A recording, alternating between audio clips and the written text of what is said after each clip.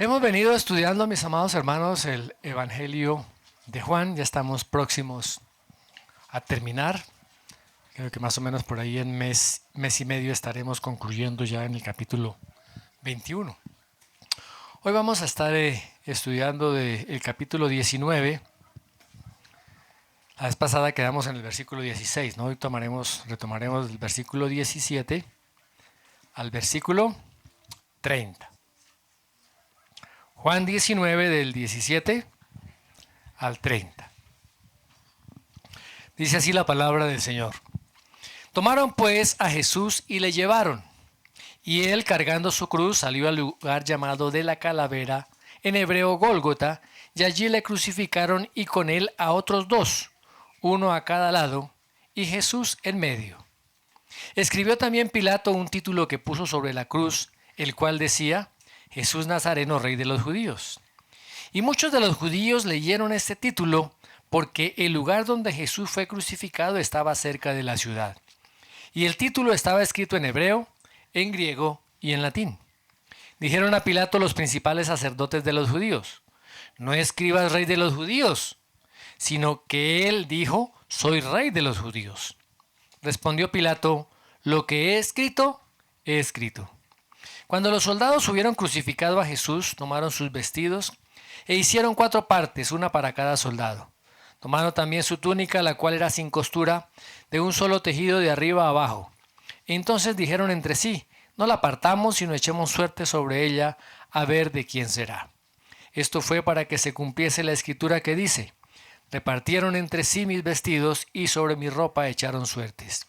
Y así lo hicieron los soldados. Estaban junto a la cruz de Jesús, su madre, y la hermana de su madre, María, mujer de Cleofas, y María Magdalena. Cuando vio Jesús a su madre y al discípulo a quien él amaba, que estaba presente, dijo a su madre, mujer, he ahí tu hijo. Después dijo al discípulo, he ahí a tu madre. Y desde aquella hora el discípulo la recibió en su casa.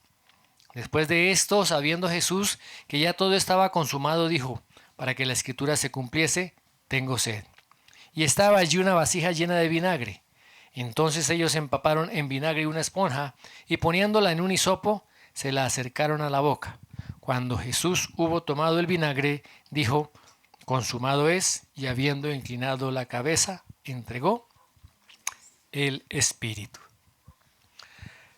Realmente la crucifixión del Señor Jesucristo pues es el clímax de la historia de la redención.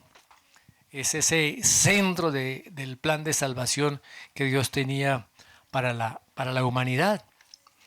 ¿Por qué fue el Señor Jesucristo a la cruz?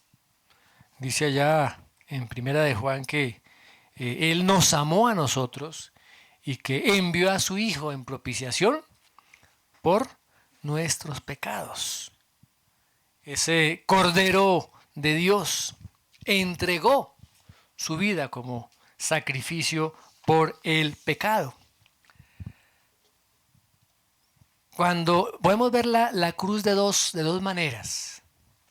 Y la primera es que la cruz es una expresión realmente de ese amor supremo de Dios hacia una humanidad perdida. Pero también podemos verla desde el otro punto de vista, que es también la manifestación de la depravación humana. Tenemos que verla desde esos dos ángulos. Porque el pecado se hace realmente notorio allí en la cruz, siendo la luz, Jesucristo, la luz del mundo. Todo el pecado fue cargado sobre él, manifestando su gracia, manifestando su amor hacia la humanidad. Ahora, tenemos que entender, mis hermanos, dice la palabra ya en Hebreos 12:3, que el Señor Jesucristo sufrió tal contradicción de pecadores contra sí mismo. ¿Por qué se opusieron a Cristo? ¿Por qué rechazaron al Mesías.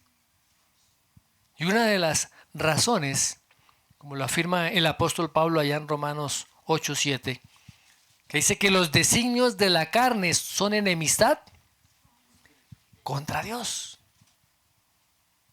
Los designios de la carne son enemistad contra Dios. Allá en Lucas también el Señor Jesucristo dice que esa hora, todo ese tiempo de su pasión y crucifixión, era la hora del infierno. Y se estaría cumpliendo lo que Dios mismo dijo allí en Génesis, cuando habla de que el calcañar del Señor Jesucristo sería herido por la serpiente.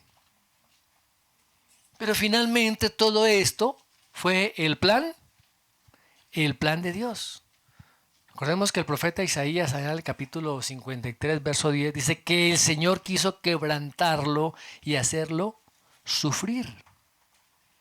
Y Dios utiliza a estos modelos impíos, hombres impíos, para que su plan se lleve a cabo. Utiliza a hombres perdidos, a hombres pecadores para llevar a cabo su plan. ¿Por qué? Porque Él es un Dios rico en misericordia. Porque Él es un Dios, ese Dios que nos amó. Y dice la palabra que no escatimó a su propio Hijo, sino que lo entregó por todos nosotros. Así que este tema, mis hermanos, de la cruz está extendido por todo el Evangelio de Juan. ¿Qué pasa con el pecado? ¿Cuáles son las consecuencias del pecado? La muerte espiritual y más adelante pues la muerte física.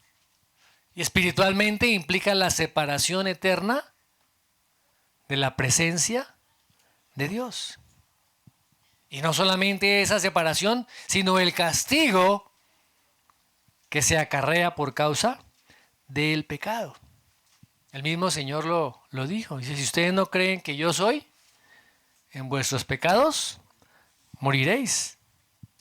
Y Juan el Bautista también lo afirmó. Dice, el que cree en el Hijo tiene vida eterna, pero el que rehúsa creer en el Hijo, dice, no verá la vida, sino que la ira de Dios está sobre él. La ira de Dios está sobre todos los incrédulos. La ira de Dios está sobre los que no creen en el Señor Jesucristo. Ahora, ¿hay algún remedio para eso? Claro que sí, mis hermanos. El único remedio para el pecado y todas las consecuencias es el sacrificio expiatorio que el Señor Jesucristo realizó. Las verdades del Evangelio. Allá en Hebreos dice que el Señor Jesucristo se presentó de una vez y para siempre, asimismo como sacrificio para quitar de en medio el pecado. Porque la palabra también dice que sin derramamiento de sangre no se hace remisión de pecados. El mismo Señor Jesús también lo afirmó. Dice que si no fuera yo levantado, que si yo fuera levantado, dice, los atraeré todos a mí mismo. ¿Qué significa eso? Levantado de la tierra, dice. Levantado de la tierra. ¿A qué se está refiriendo ahí? A una muerte en la cruz, mis amados hermanos. ¿Y quiénes son los que reciben la salvación? Los que miran con fe hacia esa cruz. Los que reconocen la obra del Señor Jesucristo. Los que reconocen su propio pecado, se arrepienten, reciben el perdón y tienen el privilegio de poder comenzar a disfrutar la vida eterna. Y esta es la vida eterna, que te conozcan a ti, el único Dios verdadero, y a Jesucristo a quien has enviado. Así que uno de los propósitos, o el propósito principal por el cual Juan escribió el Evangelio precisamente es para persuadir a los pecadores de que la salvación solamente viene a través de Cristo, de creer en su obra, de creer en la persona del Señor Jesucristo. Pasaron los juicios tanto el juicio religioso como el juicio político del Señor Jesús. Ya habían terminado. Recuerden que Pilato había declarado en varias ocasiones que no encontraba ningún delito en Jesús, pero fue intimidado por los líderes religiosos. Fue manipulado por los líderes religiosos. Ellos iban a avisar a Roma lo que estaba sucediendo y Pilato tenía que cuidarse de eso. Por eso Pilato accedió a las exigencias de los líderes religiosos y lo entregó a ellos, como dice la palabra, para que fuera crucificado. Ahora, a través de todo el Evangelio de Juan, el apóstol está siempre manifestando la gloria, la majestad de el Señor Jesucristo. Aquí no vemos al Señor Jesucristo como alguien que fue atropellado por las circunstancias, como alguien que fue un chivo sin poder defenderse, que tuvo que sufrir un dolor físico incalculable, que fue por culpa de otros. No, aquí vemos al Señor Jesucristo en su majestad yendo él mismo a la cruz, cargando él mismo la cruz como ese sacrificio final que iría a realizar. Y en este texto vamos a ver varios cumplimientos de profecías del Antiguo Testamento. ¿Qué profecías se cumplieron acá? Vamos a leer dos textos. Primero vamos a leer del versículo 17 al 18 y después del 23 al 24. Vamos a saltarnos unos versículos que más adelante retomaré. Dice: tomaron pues a Jesús y le llevaron. Y él, cargando su cruz, salió al lugar llamado de la calavera, en hebreo Gólgota, y allí le crucificaron y con él a otros dos, uno a cada lado, y Jesús en medio. Versículo 23. Cuando los soldados hubieron crucificado a Jesús, tomaron sus vestidos e hicieron 4 partes, una para cada soldado. Tomaron también su túnica, la cual era sin costura, de un solo tejido de arriba abajo. Entonces dijeron entre sí: no la partamos, sino echemos suerte sobre ella, a ver de quién será. Esto fue para que se cumpliese la escritura que dice: repartieron entre sí mis vestidos y sobre mi ropa echaron suertes, y así lo hicieron los soldados. A simple vista esto parece simplemente una historia, ¿no? Una narración de lo que pasó, de la descripción de la crucifixión del Señor Jesús. Pero aquí tenemos que mirar algunos detalles de lo que realmente sucedió. Cómo estas cosas, lo que está ocurriendo en este momento, había sido ya profetizado desde el Antiguo Testamento. Acordémonos que el Antiguo Testamento narra, describe, profetiza y también tiene tipos o modelos que tienen que ver con la obra que el Señor Jesucristo realizaría posteriormente. Se llama tipos o sombras, también lo llaman. Y el Señor Jesucristo cumplió con todas estas promesas y profecías que estaban contenidas en el Antiguo Testamento. Miremos qué dice 2 Corintios 1:20. Dice: pues tantas como sean las promesas de Dios, en Él todas son sí. Por eso también por medio de Él, amén, para la gloria de Dios, por medio de nosotros. Estoy leyendo en la versión de la Biblia de las Américas. En la versión de la Reina Valera dice: porque todas las promesas de Dios son en Él sí. ¿Qué significa eso? ¿Qué significa eso? Que todas las promesas, que todo lo que se había dicho en el Antiguo Testamento acerca del Señor Jesucristo, ¿sí?, se cumplen en Él. ¿En quién? En Cristo. Y en este texto vamos a ver cumplidas algunas de esas promesas y algunas de esas profecías. Aquí nos narra cómo se cumplen esas profecías dichas cientos de años atrás. ¿Qué está demostrando esto?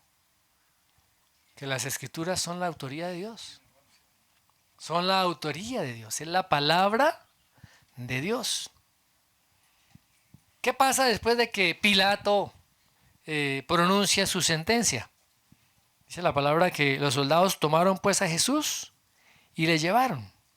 En los evangelios sinópticos dice que fueron los soldados quienes llevaron a Jesús. ¿Ah? Ahora no vemos que se narre que hay algún tipo de resistencia de parte de Jesús. Así se cumple también la profecía que dice que como cordero fue llevado al matadero, no fue llevado a la fuerza, como normalmente ocurría con la mayoría de los prisioneros. Eran obligados y llevados a la fuerza. Así que el Señor Jesucristo no era o no fue una víctima indefensa, sino que ese rey, ese pastor, estaba entregando su vida por sus ovejas. Dice también la palabra que cuando los soldados estaban llevando al Señor Jesús, Él estaba cargando su cruz. Ese era el procedimiento normal que los romanos hacían. Al prisionero se le forzaba a cargar su cruz en sus hombros, ¿sí? Generalmente llevaban era el travesaño, ¿no? Travesaño, el que iba a ser horizontal, sí. Y este prisionero tenía que llevar sobre sus hombros ese madero. Imaginémonos a ese prisionero ensangrentado, golpeado, cargando parte de ese instrumento que iba a ser para su propia ejecución. ¿Qué estaba mostrando esto? Que no hay crimen sin castigo. Sin castigo. Algunos eruditos en la Biblia dicen que esto también es un símil de Isaac cuando Abraham colocó sobre sus hombros la leña para el sacrificio. ¿Recuerdan? Allá en Génesis capítulo 22. Dicen que ese fue un tipo también. Así como Isaac iba a ser presentado en sacrificio. Muy bien. Ahora, en el Antiguo Testamento ordenaba que toda ejecución tenía que ocurrir fuera de los límites o de las murallas de la ciudad. No podían hacerse dentro de la ciudad. Por eso la palabra dice que Jesús salió. ¿Salió de dónde? De la ciudad de Jerusalén hacia el sitio donde iba a ser ejecutado. ¿Sí? En Éxodo vemos esa ilustración. Allá en Éxodo 29:14 dice la palabra: pero la carne del becerro y su piel y su estiércol los quemarás a fuego fuera del campamento. Es ofrenda por el pecado. La ofrenda por el pecado era toda consumida. El holocausto por el pecado era todo quemado. No podía dejarse nada. Y tenía que llevarse fuera del campamento. Allá en Levítico también dice lo siguiente. Dice: todo el becerro, sacrificio por el pecado, sacará el sacerdote fuera del campamento a un lugar limpio, donde se echan las cenizas, y lo quemará al fuego sobre la leña. Donde se echan las cenizas será quemado. Y sacarán fuera del campamento el becerro y el macho cabrío inmolados por el pecado, cuya sangre fue llevada al santuario para hacer la expiación, y quemarán en el fuego su piel, su carne y su estiércol. El Señor Jesucristo fue crucificado, fue ejecutado fuera de la ciudad. Allá en Hebreos, precisamente 13:11 dice lo siguiente: porque los cuerpos de aquellos animales cuya sangre a causa del pecado es introducida en el santuario por el sumo sacerdote, son quemados fuera del campamento. Por lo cual también Jesús, para santificar al pueblo mediante su propia sangre, padeció fuera de la puerta.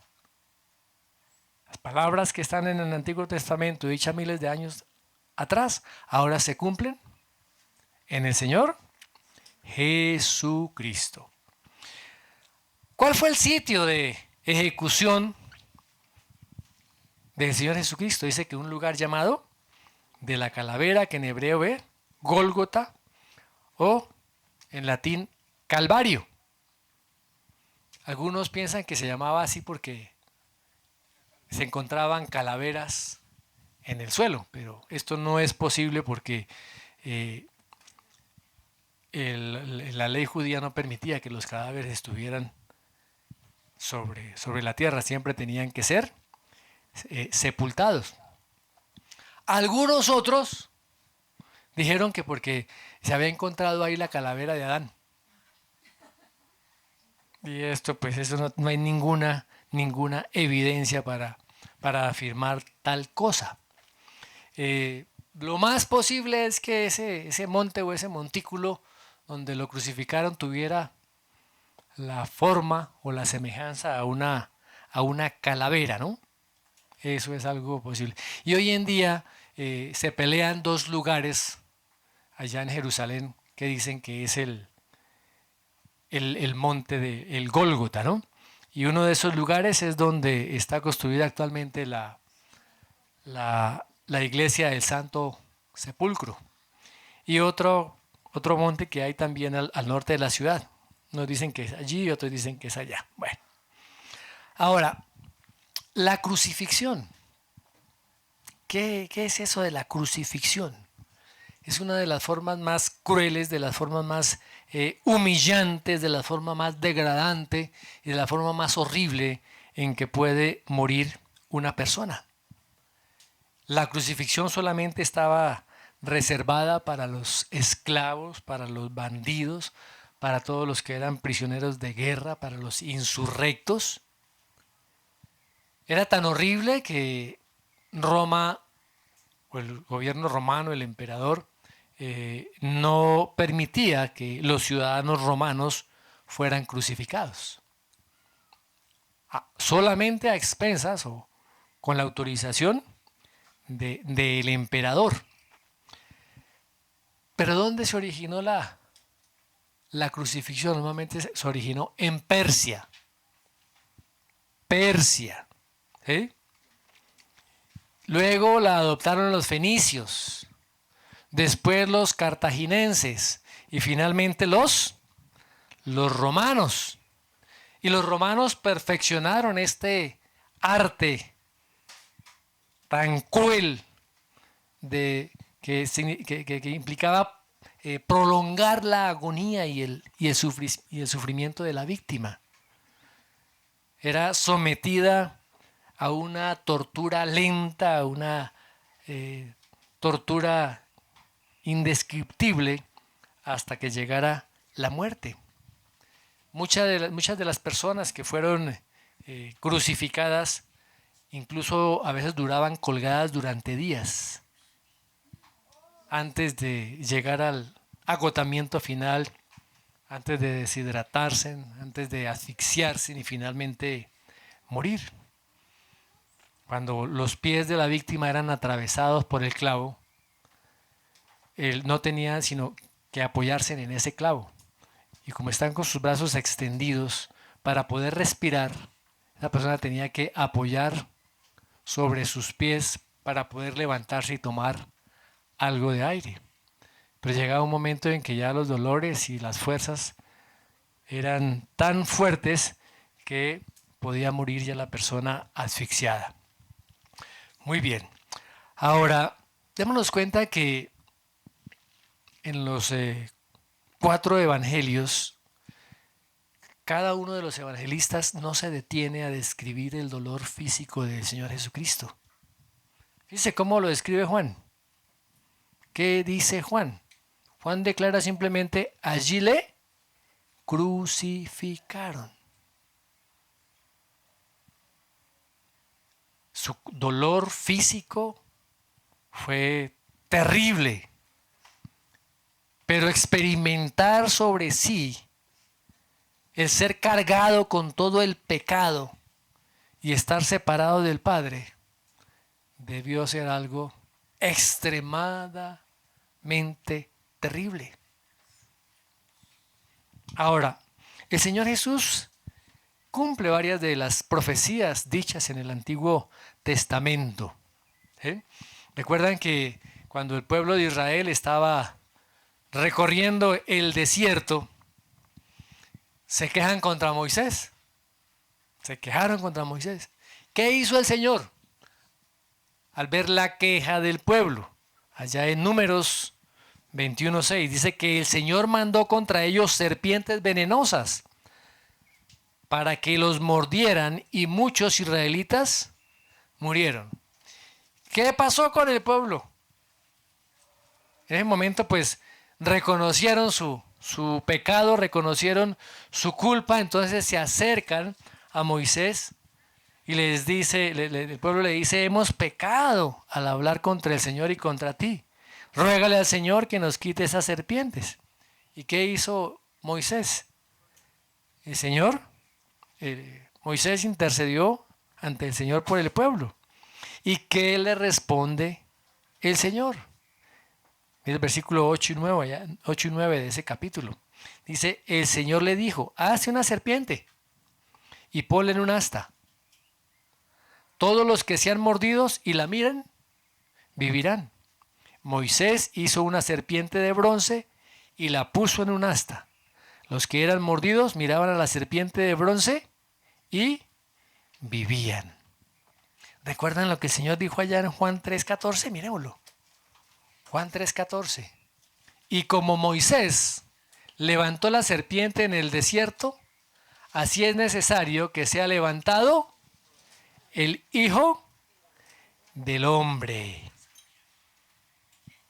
Así es necesario que el Hijo del Hombre sea levantado. Miremos lo que dice en el 12, capítulo 12, verso 32. Y yo, si soy levantado de la tierra, atraeré a todos a mí mismo. ¿Y qué dice el verso 33? Pero él decía esto para indicar de qué clase de muerte iba a morir. O sea que es claro que el Señor Jesucristo no podía morir a manos de los judíos. ¿Por qué? Porque los judíos tenían una forma diferente de ejecución. Y los judíos, la forma de ejecución era la lapidación. La lapidación. ¿En qué consiste eso? Que la persona no era levantada, era tirada al suelo. Y todos los que estaban a su alrededor comenzaban a apedrearla. En la lapidación la persona no era levantada. En la crucifixión, sí. Y aquí se cumple esa profecía. El Señor Jesucristo fue levantado.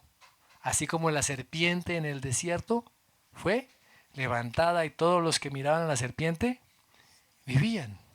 De igual manera, todos los que veamos la obra del Señor Jesucristo, su muerte, su resurrección, creamos en esa obra, ahora tenemos vida, vida eterna. Muy bien. El Salmo 22 es un salmo profético. Salmo 22. Vamos a mirar algunos detalles de de ese salmo. Salmo 22. Recuerden que en la época de David, él no tenía conocimiento acerca de lo que era la crucifixión. ¿Sí? Y vamos a ver algunas cosas que precisamente David nos dice ahí. Mire el escarnio que el Señor Jesucristo vivió. Miremos los versículos 6. Versículo 6 del Salmo 22. Dice, pero yo soy gusano y no hombre, oprobio de los hombres y despreciado del pueblo. Versículo 7. Todos los que me ven de mí se burlan, hacen muecas con los labios, menean la cabeza diciendo, que se encomiende al Señor, Él que lo libre, y Él lo rescate, puesto que en Él se deleita. Y miremos un texto paralelo que está ahí en Mateo. En Mateo capítulo 27, verso 39 en adelante dice, y los que pasaban le injuriaban meneando la cabeza y diciendo, tú que derribas el templo y en 3 días lo reedificas, sálvate a ti mismo. Si eres el Hijo de Dios, desciende de la cruz. De esta manera también los principales sacerdotes, escarneciéndole con los escribas y los fariseos y los ancianos, decían, a otro salvó, a sí mismo no se puede salvar. Si es el Rey de Israel, descienda ahora de la cruz y creeremos en él. Confía en Dios, líbrele ahora, si le quiere, porque ha dicho, soy hijo de Dios. Otra profecía mencionada en Salmos que ahora se cumple. Muy bien. Vemos que el Salmo 22 también compara a todos aquellos que maltrataron a Jesús con varios aspectos. Ahí, miremos ahí. Verso 12. Dice, muchos toros me han rodeado, toros fuertes de Basán me han cercado. Compara a sus ejecutores con toros. El 13. Ávidos abren su boca contra mí como un león rapaz y rugiente. ¿Con quién más los compara? Con leones rugientes. El verso 16. Porque perros me han rodeado, me han cercado cuadrilla de malhechores. ¿Con quién más los compara? Con perros. Perros. Verso 21. Sálvame de la boca del león y de los cuernos de los búfalos. Respóndeme. ¿Con búfalos? Salvajes. Fíjense la comparación, mis amados hermanos. También David describió el tormento físico, el daño físico que el Señor tuvo que soportar. Veamos el verso 14. Soy derramado como agua y todos mis huesos están descoyuntados, mi corazón es como cera, se derrite en medio de mis entrañas. El fuerte y extremo agotamiento que estaba experimentando el Señor Jesucristo. Esa posición de crucifixión que hizo que algunos de sus huesos se descoyuntaran. Y había una carga tremenda en su corazón. Verso 15. Como un tiesto se ha agotado mi vigor, y la lengua se me pega al paladar, y me has puesto en el polvo de la muerte. ¡Wow! Se agotaron las fuerzas. Se habla de una sed terrible. Versículo 16. Versículo 16. Me horadaron las manos y los pies, los clavos que traspasaron las manos y los pies del Señor Jesucristo. Y el versículo 17. Puedo contar todos mis huesos.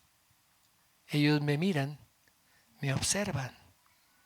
Todo su cuerpo consumido, todo su cuerpo tenso.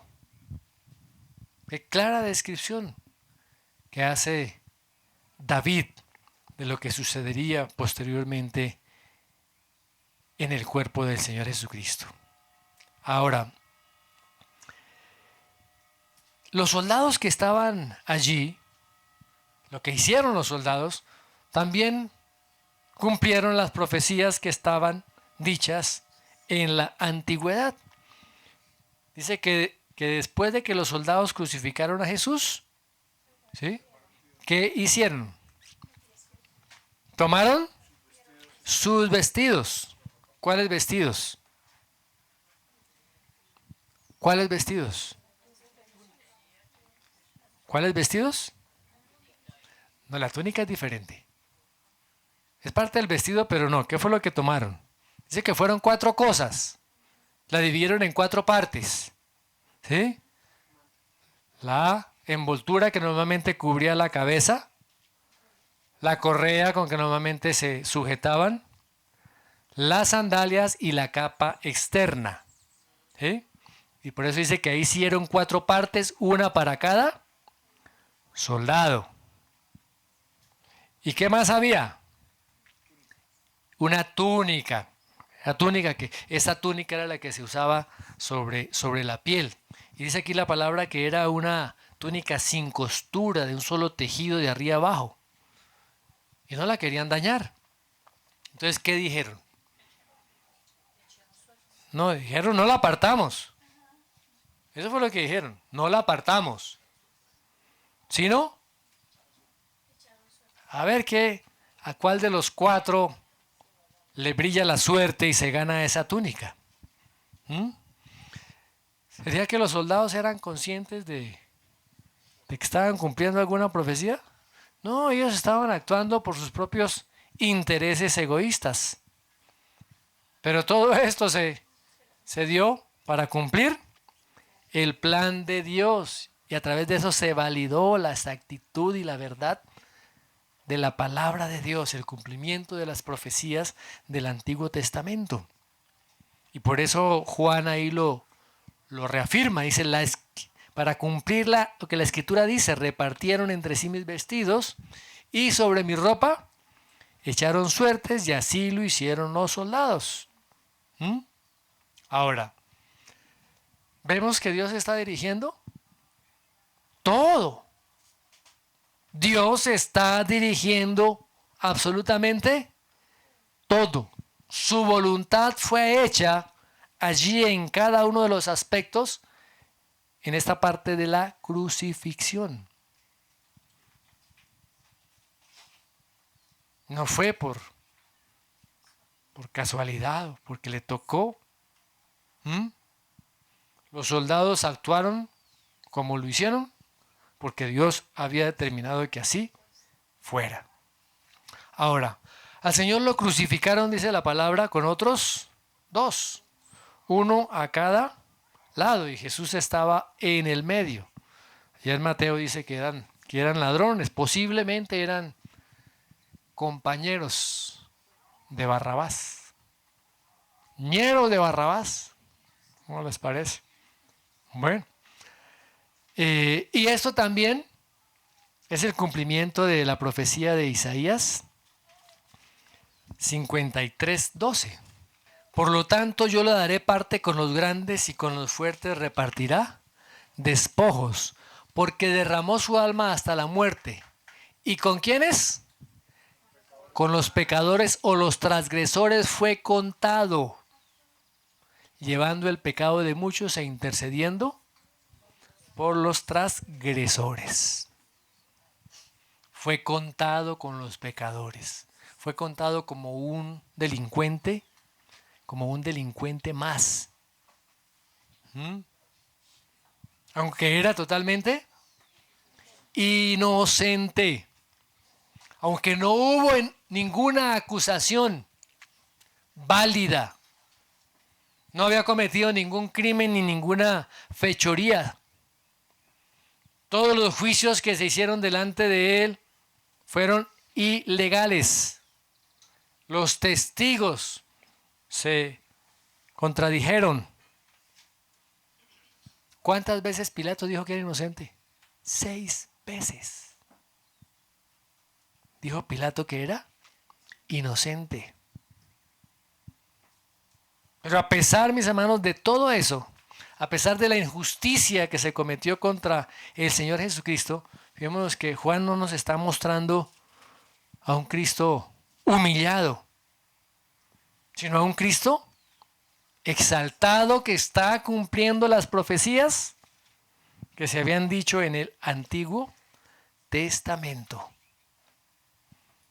Fíjese cómo Dios usa el acto más pecaminoso, el acto más infame que se haya hecho sobre la faz de la tierra para traer la bendición más grande, la redención de los pecadores. Y el primero que recibió ese favor, ¿quién fue?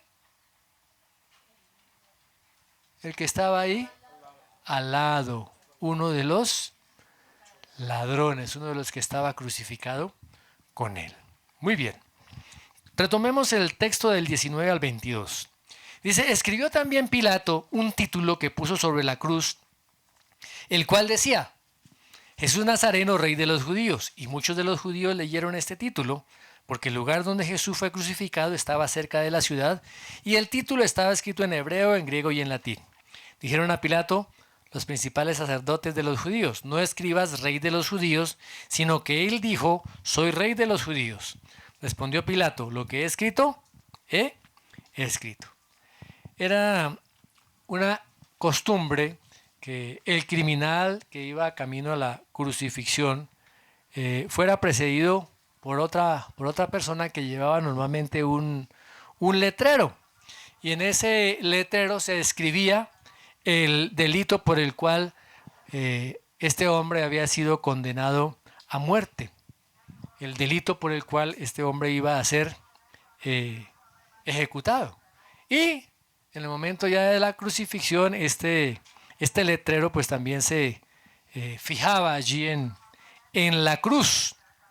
Ahora, pero como Jesús era inocente, no había ningún delito por el cual se escribiera.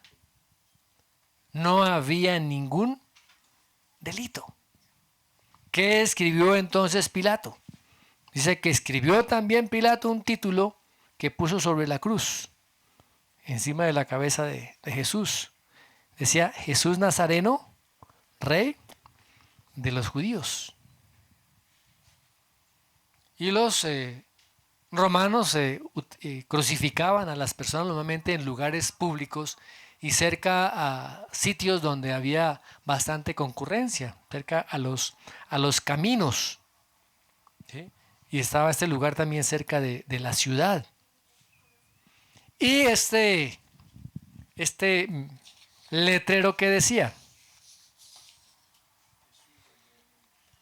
Jesús, rey de los judíos. Ahora, ¿qué pasó cuando los sacerdotes, los escribas, los fariseos leyeron este letrero? Dice la palabra, se enfurecieron, se indignaron y fueron a Pilato a decirle, oiga, no escribas rey de los judíos, sino que él dijo, soy rey de los judíos. Ahora, ese título para los judíos que lo llevara el Señor Jesucristo era una ofrenda, era una vergüenza. ¿Se acuerdan que hace unas horas antes los sacerdotes estaban diciendo que eran leales a César? Puro cuento, mis hermanos. ¿Ah? Ahora, cuando se identifica también a Jesús como el Nazareno, eso era un insulto para los judíos. ¿Por qué?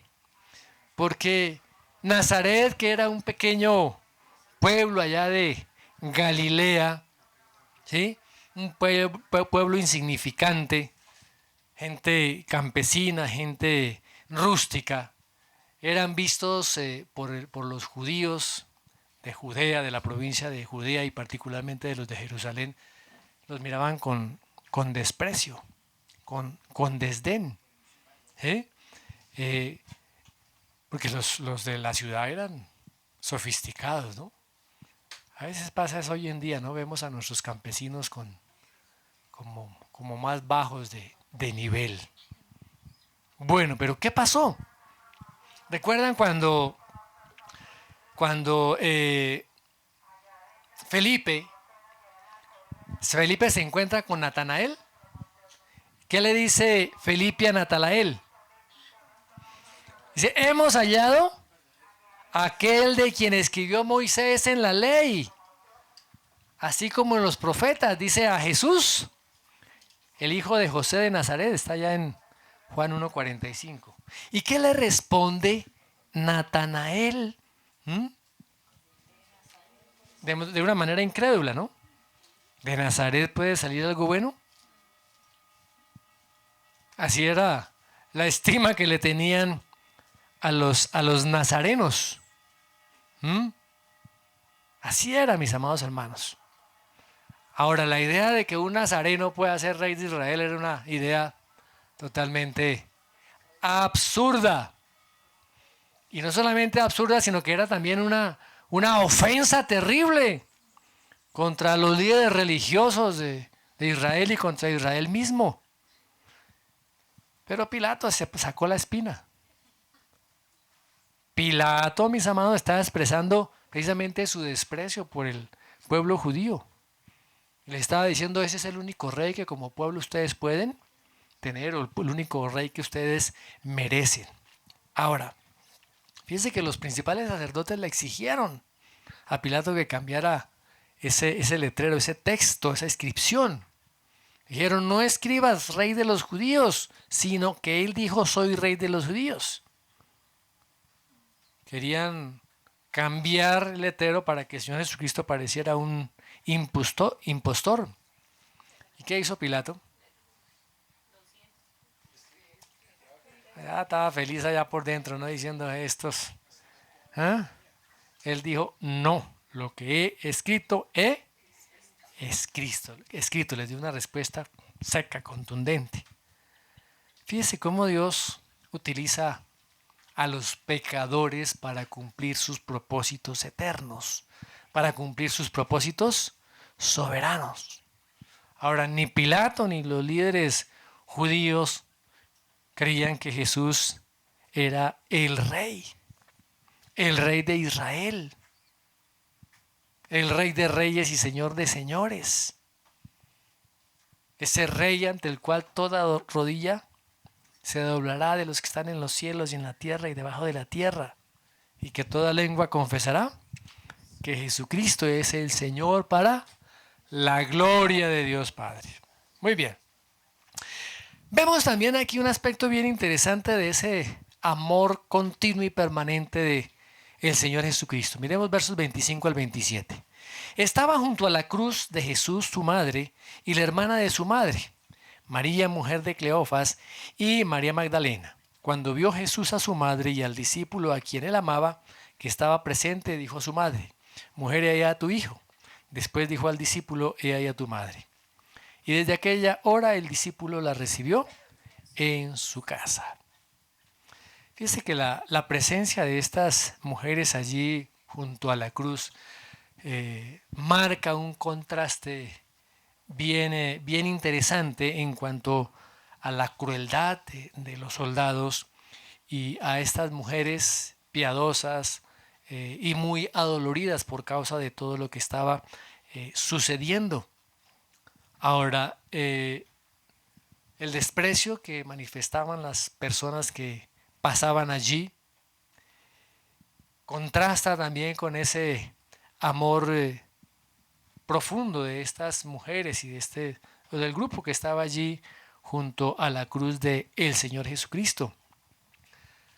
En un momento tal vez pudieron acercarse un poco más a la cruz y estaban tan cerca de la cruz que escucharon la voz del Señor Jesús. Vamos a ver qué más adelante el Señor le está diciendo. Ahora, aquí se habla de un grupo de mujeres. No se sabe exactamente cuántas mujeres, pero posiblemente había 4 mujeres. Se habla de María, la madre de Jesús, ¿cierto? Dice que estaba allí. Ahora, fíjese que se cumple lo que Simeón allí en el templo había profetizado sobre María. ¿Sí? ¿Qué le dijo? Que una espada atravesaría su corazón, su alma, al ver el sufrimiento de su hijo, ¿no? Hoy en día nos gusta es que nos profeticen cosas buenas, que le va a ir bien en los negocios, que va a hacer esto, lo otro.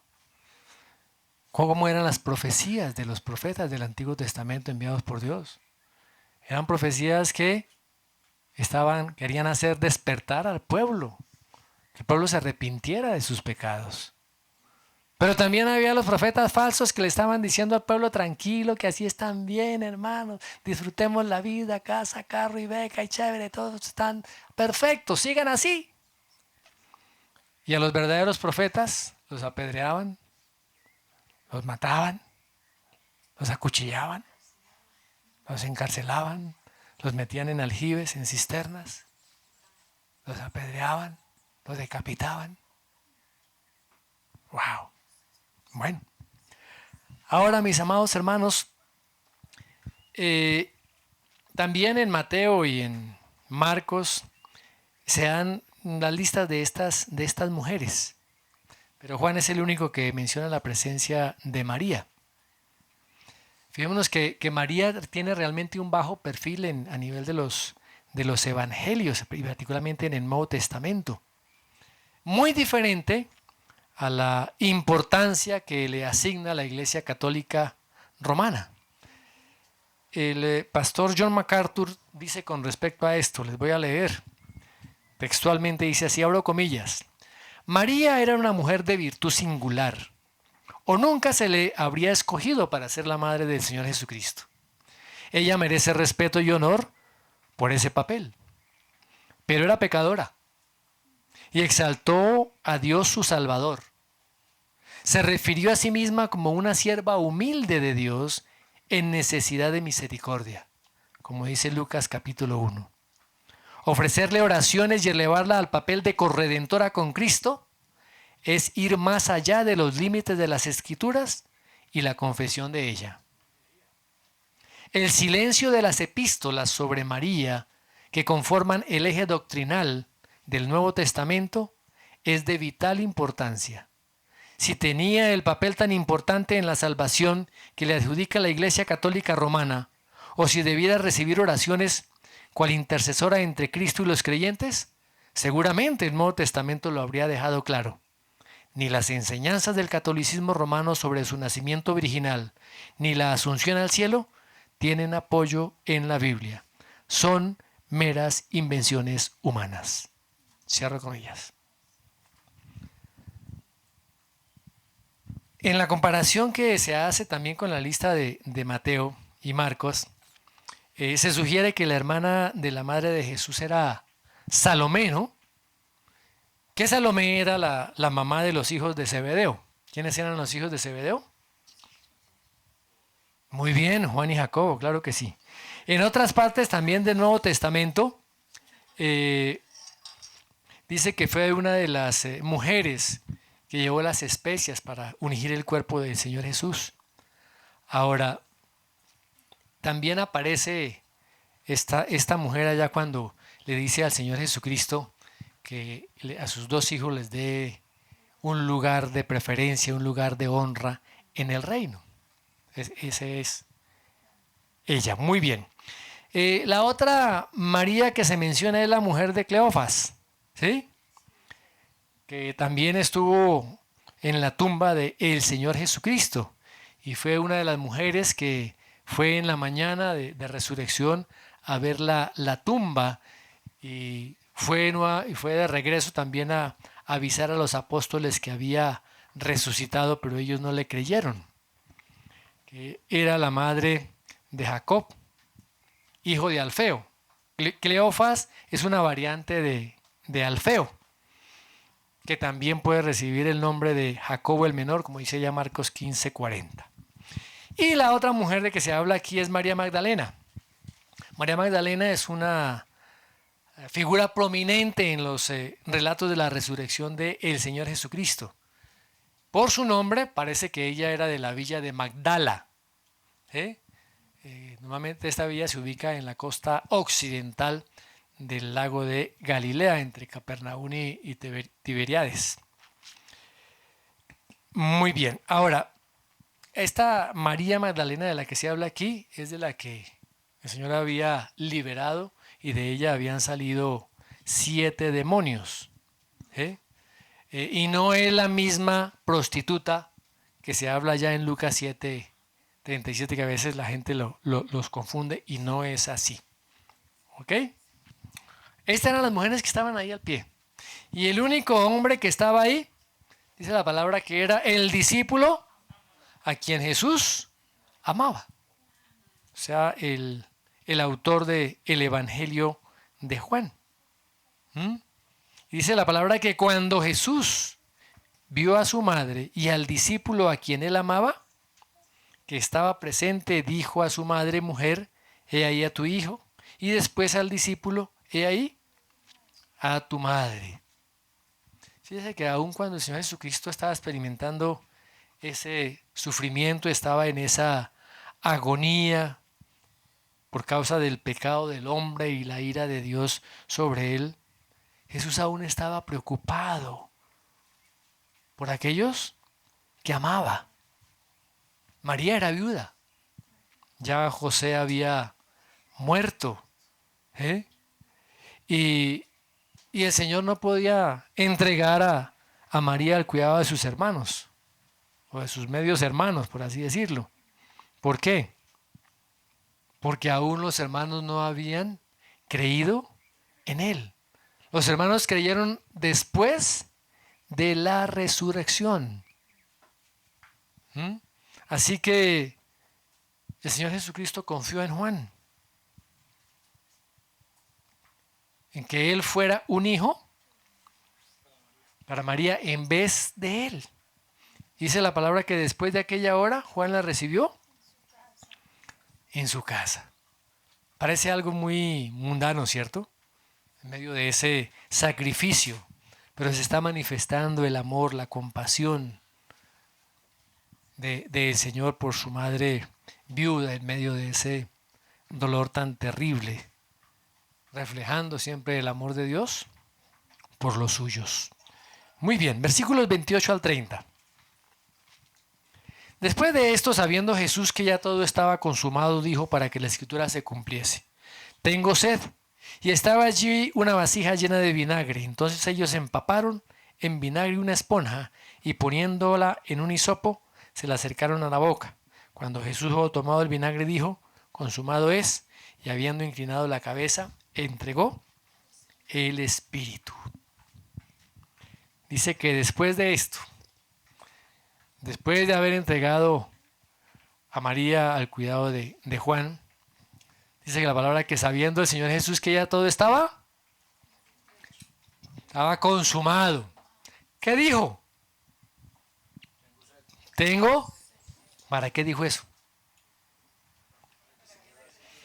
Para que la última profecía con respecto a él se cumpliera. Solo faltaba una profecía por cumplirse, la del Salmo 69:21. Salmo 69:21. Y por comida me dieron hiel, y para mi sed me dieron a beber vinagre. La última profecía. Y el Señor lo manifiesta: tengo sed. ¿Qué hicieron? ¿Qué hicieron los que estaban allí? ¿Sería que ellos eran conscientes de que esa profecía se iba a cumplir? No. Y algunos de los que estaban allí, no sabemos si fueron los soldados o algunas personas que estaban allí o algunos de los que pasaban, ¿cierto? Dicen que tomaron una vasija llena de vinagre que estaba allí, empaparon esa esponja con vinagre y la pusieron en un hisopo y se la acercaron a la boca. ¿Qué era eso? Era ese vinagre, pues era saben que el vinagre es un vino es un vino agrio. Generalmente estos vinos los tomaban, eran vinos baratos que tomaban normalmente los soldados. Ahora no lo confundamos con la bebida amarga que pretendieron darle al inicio de la crucifixión. Era una bebida que tenía ciertos analgésicos para mitigar el dolor y que el Señor Jesucristo rechazó, ¿cierto? Porque él debía experimentar toda la ira de Dios el Padre con todos sus sentidos plenos. Ahora, cuando el Señor recibió el vinagre, ¿qué dijo? Consumado es. Y no lo dijo suave. Allá Mateo y Marcos dice que gritó esas palabras. ¿Y qué fue ese grito? ¿Fue un grito de triunfo? ¿Por qué? Porque todo se había cumplido. Se estaba proclamando la victoria, la obra de redención que el Padre había programado, diseñado desde antes de la fundación del mundo, estaba completa. Había sido expiado el pecado. Había sido derrotado Satanás. Satanás quedó impotente. Todas las exigencias de la ley que Dios había establecido ya habían sido satisfechas. La ira de Dios había sido apaciguada. Todas las profecías se habían cumplido. La obra estaba completa. No puede ni quitársele ni añadírsele nada. Porque la salvación no es un esfuerzo del hombre. La salvación es una obra totalmente hecha por Dios, por la gracia divina, y que solamente se puede obtener por medio de la fe. Estaba cumplida la misión. Entregó su vida. Entregó su vida. Antes había dicho: Padre, en tus manos encomiendo mi espíritu, ya como lo dice Lucas 23:46. Y habiendo inclinado la cabeza, Jesús, el Señor Jesucristo, expiró. Él escogió de manera voluntaria entregar su vida.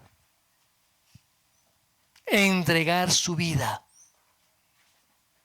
Él mismo lo dijo: nadie me la quita, sino que yo de mí mismo la pongo. Tengo poder para ponerla y tengo poder para volverla a tomar. Este mandamiento recibí de mi Padre, dice a Juan 10:18. Tremenda obra que el Señor Jesucristo hizo, mis hermanos. Ahora, faltarían palabras. Yo creo que las palabras humanas no serían tan elocuentes para expresar realmente el significado de la muerte en la cruz. Solamente que el Espíritu Santo traiga esa iluminación a nuestro entendimiento.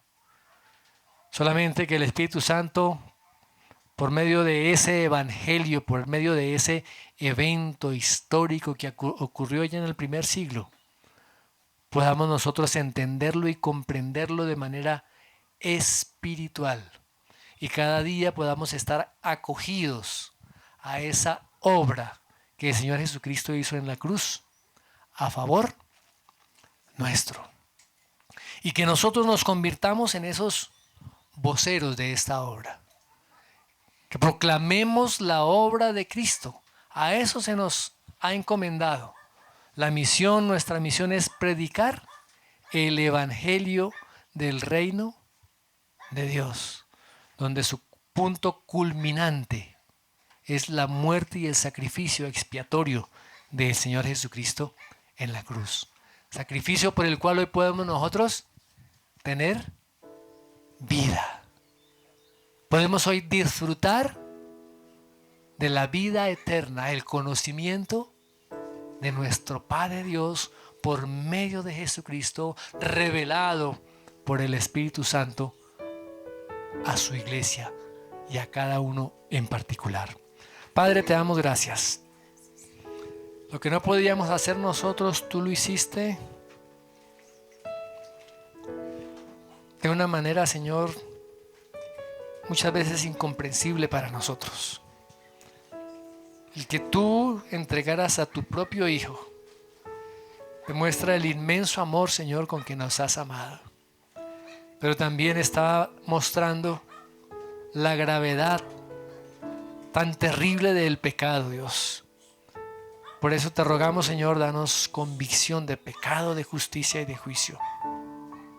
Permítenos, Señor, que cada día podamos estar allí delante de la cruz, contemplando esta obra y entendiendo, Señor, que solamente dependemos de ti, que la salvación solamente viene por causa del Evangelio y que nuestra vida terrenal, nuestro caminar cristiano a diario, sigue dependiendo del Evangelio.